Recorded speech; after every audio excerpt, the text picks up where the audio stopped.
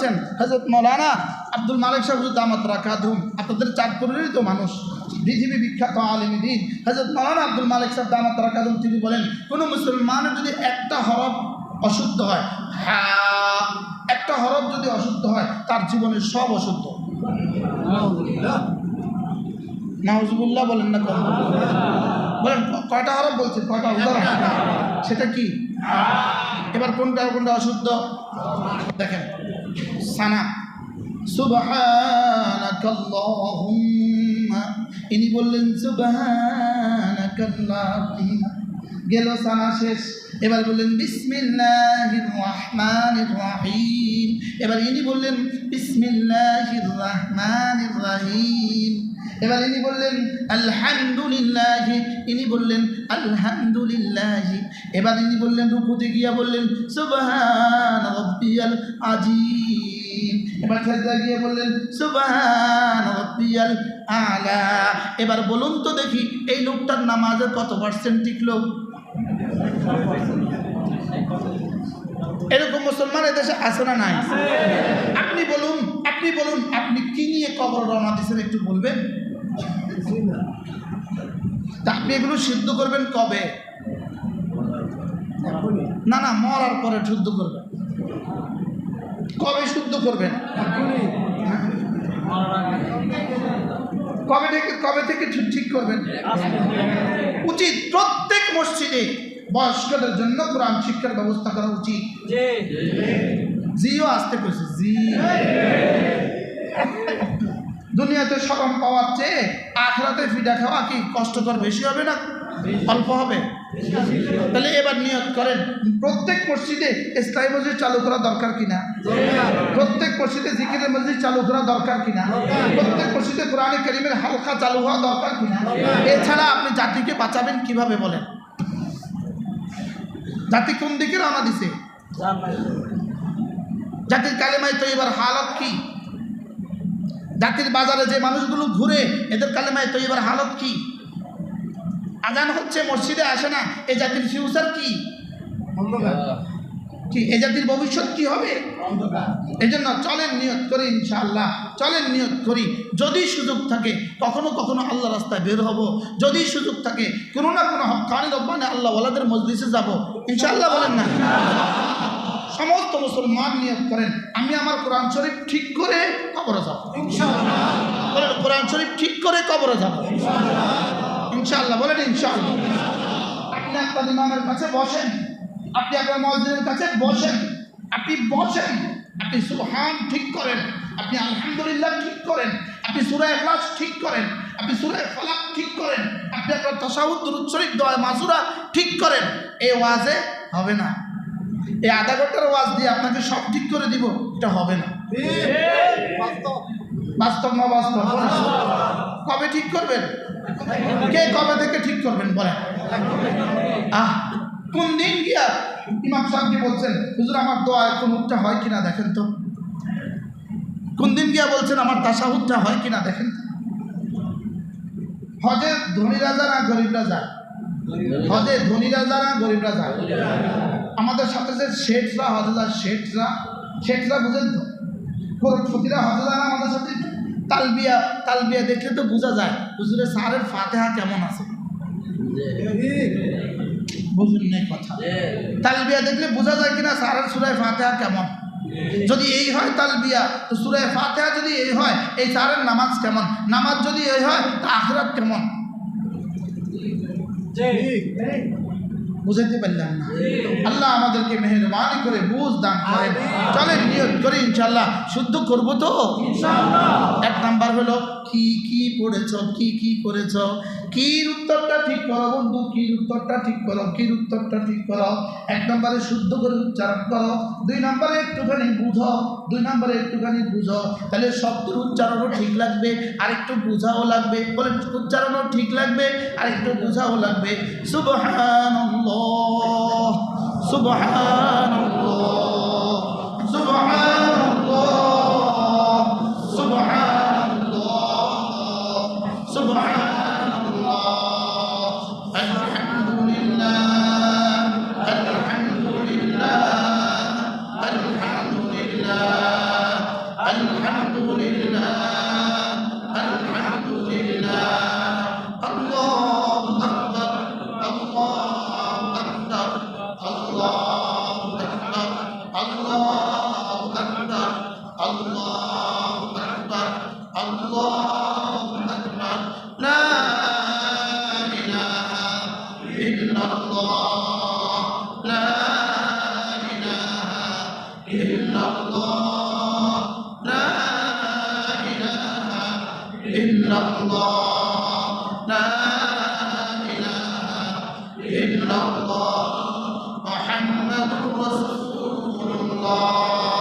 এই যে 2 মিনিট করলাম, এটা হলো জবানকে ঠিক করলাম, এটা হলো জবানকে ঠিক করলাম। শুধু জবান দিয়ে জিকির হবে না, জিকির হবে জবান ও দিলের সমন্বয়ে, জবান ও দিলের সমন্বয়ে। বাকি হাকিমুল উম্মত মুজাদ্দিদ মিল্লাত আশ-শাবাইনা আল্লাহ আমার খাদা, তাকে একবার কেউ বলল, হযরত আমার জিকির তো জবানে হয়, দিল থেকে হয় না। হযরত বলেন জবানটা জারি রাখো, এটা বন্ধ করে দিও না, কারণ এখন তো 2 অঙ্গের মধ্যে একটা তো চলে, তখন তো 2টাই বন্ধ হয়ে যাবে। কি হয় তখন? তো কি হবে? এখন তো কমপক্ষে কয়টা চলে? এবার বলেন আমাদের একটাই চলে, কার কার? কি? আকিমিস সালাতা লিযিকরি, আকিমিস সালাতা লিযিকরি। নামাজ পড়ো জিকিরের জন্য। এর তরজমা কি? নামাজ তো নিজেই জিকির। ওয়ালা যিকরুল্লাহি আকবার, নামাজ তো নিজেই জিকির, এটা আবার জিকিরের জন্য কেন? জিকির তো নিজেই জিকির, এটা আবার জিকিরের জন্য কেন? এর তরজমা হলো তোমার জবানের জিকির যেন হয় তোমার হৃদয়ের জিকিরের জন্য। সুবহানাল্লাহ। তোমার হৃদয়ে জিকির আছে এটাকে বোঝাবার জন্য জবানে জিকির করো। জবানে জিকির জন্য প্রমাণ দেয় তোমার হৃদয়ে আমার জিকির আছে। সুবহানাল্লাহ বলেন। তুমি যখন সুবহানাল্লাহ বলবা তোমার হৃদয়ে যেন এই কথা থাকে, হ্যাঁ আমার রব মহাপবিত্র। সুবহানাল্লাহ, আমার রব মহাপবিত্র। হৃদয়ের মহাপবিত্রকে তুমি জবানে বুঝাচ্ছ সুবহানাল্লাহ দিয়ে। সুবহানাল্লাহ। কি ভাই? তাহলে নামাজের মধ্যে তুমি যখন যেই শব্দই পড়ছো এই শব্দ যেন হৃদয়েও থাকে, জবানেও থাকে, হৃদয়েও থাকে, জবানেও থাকে, হৃদয়েও থাকে। আকিমিস সালাতা লিযিকরি, এই জন্যই ওয়ালা যিকরুল্লাহি আকবার। নামাজ যদি তুমি এভাবে পড়ো, এই নামাজ হবে তোমার জীবনের সবচেয়ে বড় জিকির। তো নামাজ কিভাবে হবে? আল্লাহু আকবার, আল্লাহু আকবার। আমরা কিভাবে বলে আল্লাহু আকবার, আল্লাহু আকবার? কিটা কইলা বলেন, জবানে বলেন আল্লাহু আকবার, আল্লাহু আকবার, আল্লাহু আকবার। এবার হাত দুটো, আঙ্গুল দুটোকে কানের লগে বরাবর তোলো, আঙ্গুলগুলোকে ক্যাবলামুখী করে দাও, হাতের তালুটাকে সোজা করে দাও। বলেন, তোলেন। এটাকে আঙ্গুল পর্যন্ত, নাক কান পর্যন্ত পৌঁছান, কান পর্যন্ত, কান পর্যন্ত পৌঁছান। একটু কষ্ট লাগে কিনা? কষ্ট লাগে কিনা? একটু কষ্ট লাগে না? চাপ চাপ লাগে না? কিন্তু নামাজের মধ্যে চাপ লাগেনি আমগো?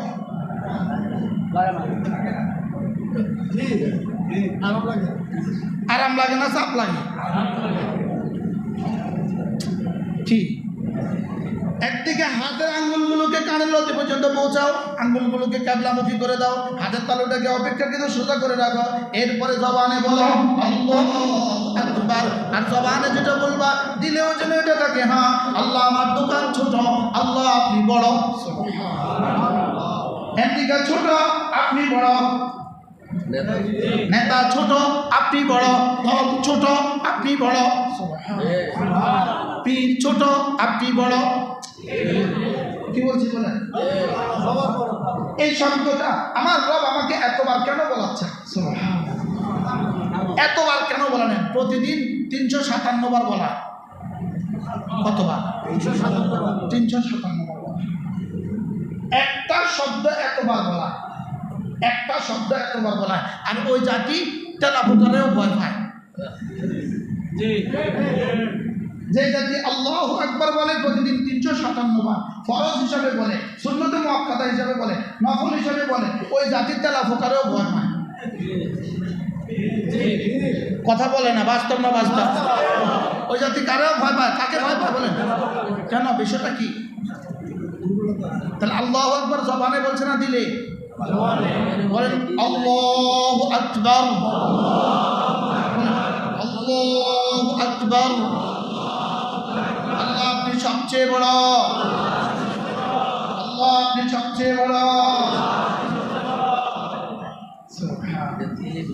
এটা যদি বলতে বলতে বলতে যদি আল্লাহ দিলে বসায় দেয়,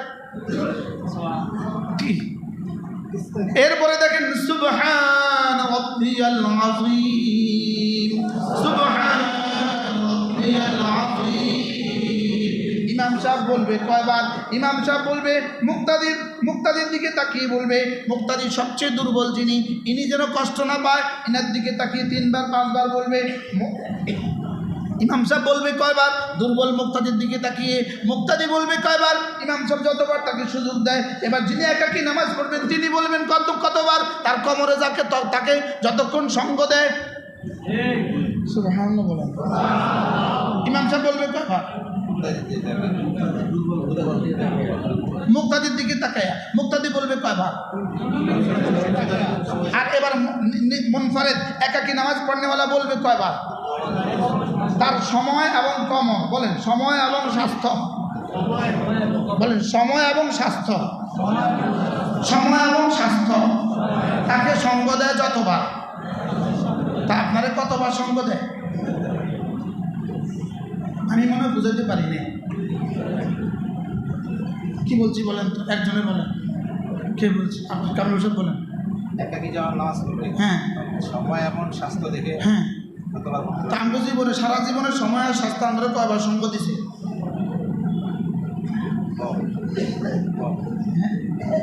কয়বার?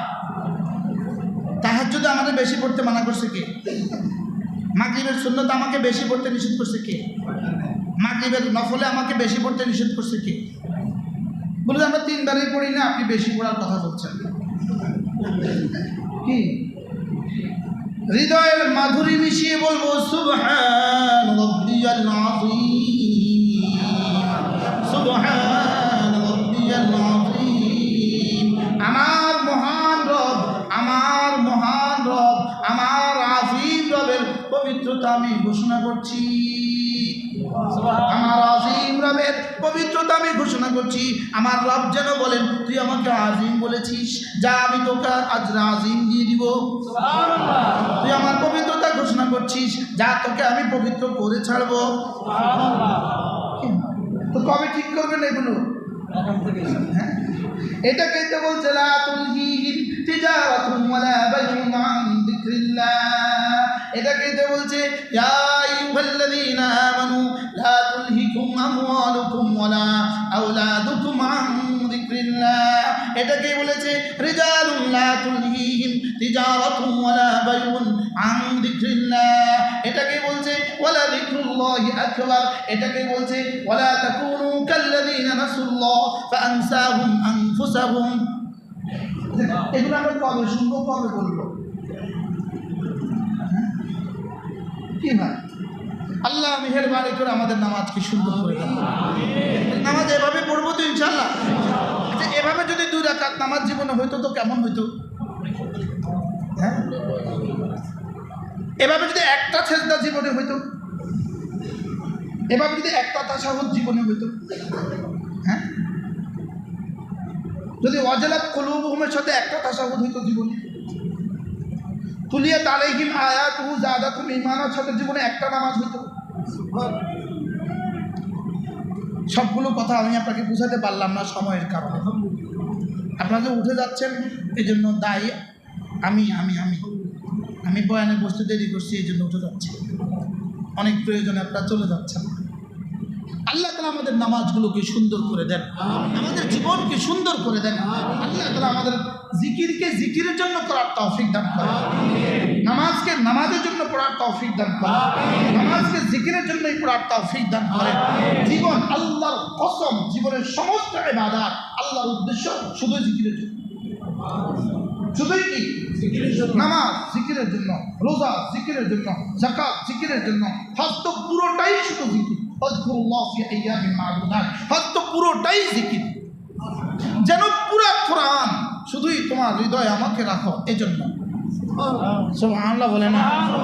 তোমার নামাজ তোমার হৃদয়ে রোজা তোমার হৃদয়ে আমি এজন্য, তোমার ব্যবসা তোমার হৃদয়ে আমি এজন্য। আর কবে বুঝবেন এই কথাগুলো? আর কবে বুঝবেন বলেন? কবে শুনবেন, কবে বুঝবেন? আল্লাহ আমাদেরকে তৌফিক দান করেন, আমাদের নামাজকে সুন্দর করে দেন। সকলে বলি আমিন। তাহলে জিকির হবে কেন? জিকিরের জন্য বলেন, বলেন জিকিরের জন্য বলেন। জিকির কিসের জন্য? জিকির বলতে আওয়াজের জন্য। কই সভাপতি সাহেব? আল্লাহ অসুস্থ শরীর নিয়ে চলে এসছেন, আল্লাহ তাআলা তৌফিক দান করেন।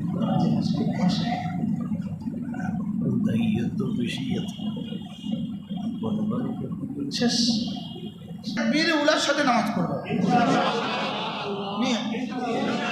পাক্কা ইনশাআল্লাহ। আল্লাহ তৌফিক দান করেন। রোজানা কিছু না কিছু তেলাওয়াত বলেন ইনশাআল্লাহ। রোজানা কিছু না কিছু তেলাওয়াত, এরপরে রোজানা কিছু না কিছু জিকির ইনশাআল্লাহ। রোজানা কিছু না কিছু জিকির ইনশাআল্লাহ। 6 তসবিহকে ওড়না বানান, বিছানা বানান।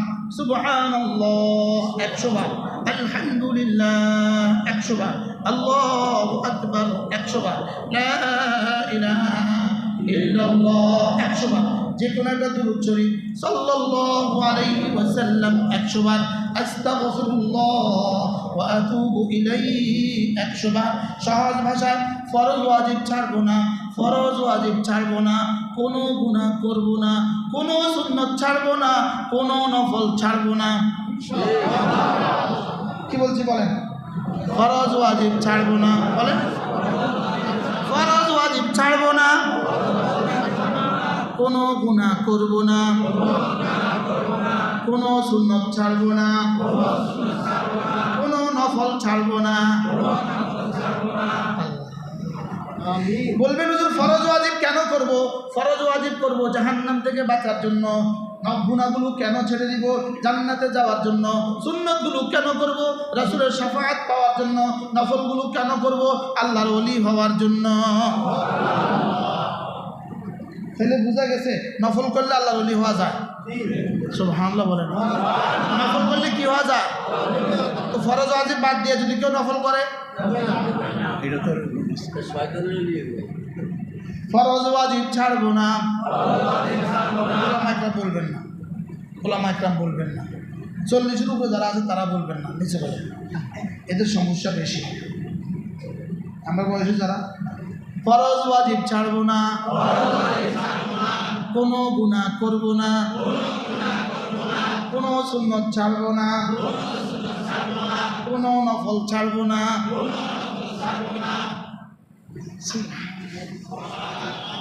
কি কি বাকি আছে? কোনটা বাকি আছে? ফরজ ওয়াজিব করবো কেন? জাহান্নাম থেকে বাঁচার জন্য। কেউ ফরজ ওয়াজিব করলো না, জাহান্নাম থেকে বাঁচার নিশ্চয়তা নাই। গুনাহগুলো ছাড়বো কেন? জান্নাতে যাওয়ার জন্য। সুন্নতগুলো করবো কেন? রাসূলের সুপারিশ পাওয়ার জন্য, আল্লাহর ভালোবাসা পাওয়ার জন্য। আর নফলগুলো করবো কেন? আল্লাহর ওলি হওয়ার জন্য। আল্লাহ আমাদেরকে আল্লাহর ওলি হওয়ার তৌফিক দান। আল্লাহর ওলি হইতে হবে কি দিয়া? কোন নফল দিয়া? কোন নফল দিয়া? ফরজ ওয়াজিব ঠিক রাখা, গুনাহগুলো ছাইড়া দিয়া, সুন্নতগুলো ছাইড়া দিয়া, না ধইরা?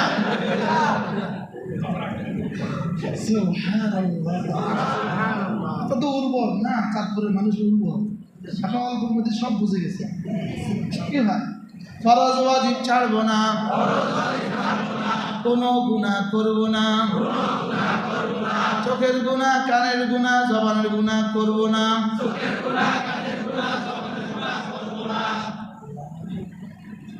চোখের গুনাহ হয়নি? বলেন একবার ভিন নারী থেকে 2 চোখ নিচু করা, একবার ভিন নারী থেকে 2 চোখ নিচু করা 10,000 রাকাত নফলের চেয়ে আল্লাহ তাআলার কাছে বেশি দামি।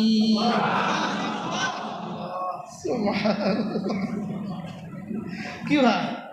তাহলে ভিন নারী থেকে চোখ নিচু করব, ভিন নারী থেকে কি করব? মোবাইল ইস্তেমাল সচেতন হব, ইনশাআল্লাহ মোবাইলের ইস্তেমালে সতর্ক হবো তো ইনশাআল্লাহ। আল্লাহ আমাদেরকে তৌফিক দান করেন।